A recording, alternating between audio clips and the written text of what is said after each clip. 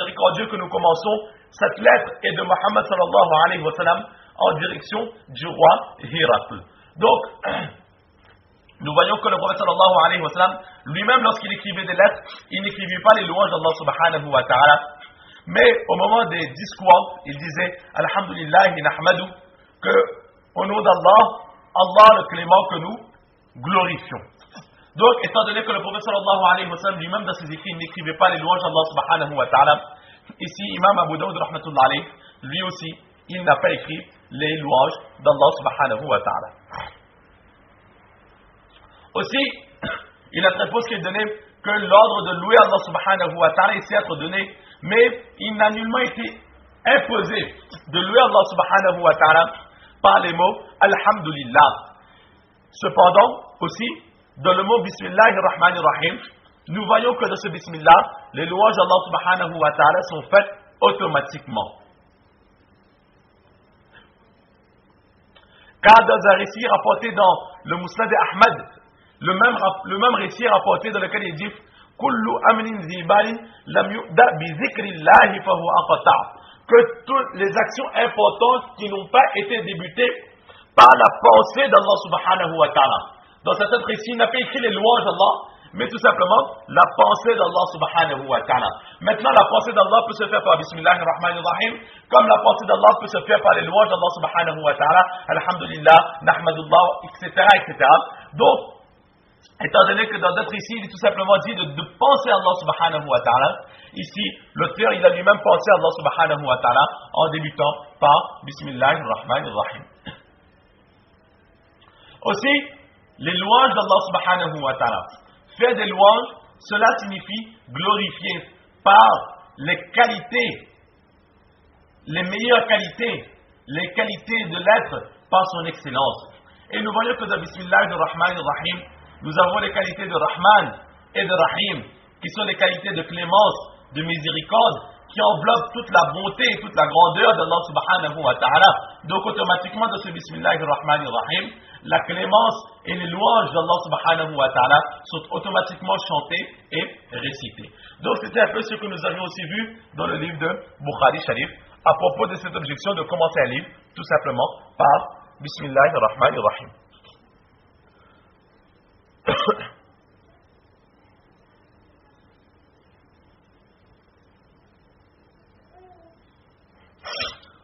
À présent, avant de commencer le livre,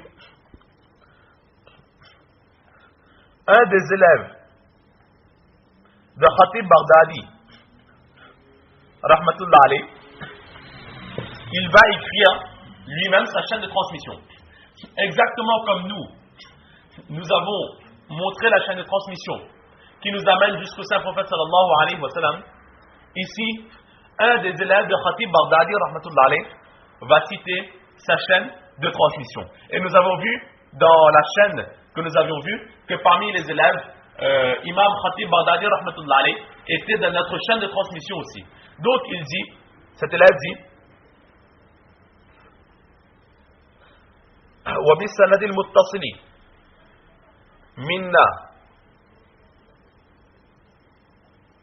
إلى مصنف هذا الكتاب, par la chaîne de transmission qui nous a été retransmise de nous jusqu'à l'auteur de ce livre, قال أخبرنا, il dit que nous a appris, nous a enseigné al-imam al-hafiz, le imam, le hafiz appelé Abu Bakr Ahmad ibn Ali ibn Thabit al-Khatib al-Baghdadi, que donc il dit que notre professeur, le imam, le hafiz Abu Bakr, appelé Ahmad fils de Ali fils de Thabit, connu sous le nom de Khatib Baghdadi, a dit قال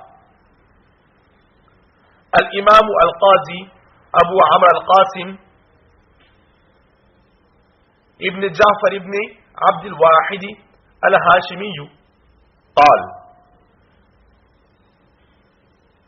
Donc il dit que le imam, le juge Abu Amr Qasim fils de Ja'far fils de Abdul Wahid, connu sous la tribu de Hashim, qui est un Hashimi, a dit قال أخبرنا Abu Ali nous a enseigné, le père de Ali, Muhammad ibn Ahmad, Muhammad fils de Ahmad, Ibn Amr al-Lu'lu'i, fils de Amr, fils de Lu'lu, qui lui-même dit Qal, Haddathana, il dit que nous a enseigné Abu Daoud, Imam Abu Daoud, rahmatullah alayh, connu sous le nom de Sulayman ibn al-Ash'ath as-Sijistani, connu sous le nom de Sulayman, fils de Ash'ath, de la tribu de Sijistan, fil Muharram, durant le mois de Muharram, Sanata 75 wa mi'atayn,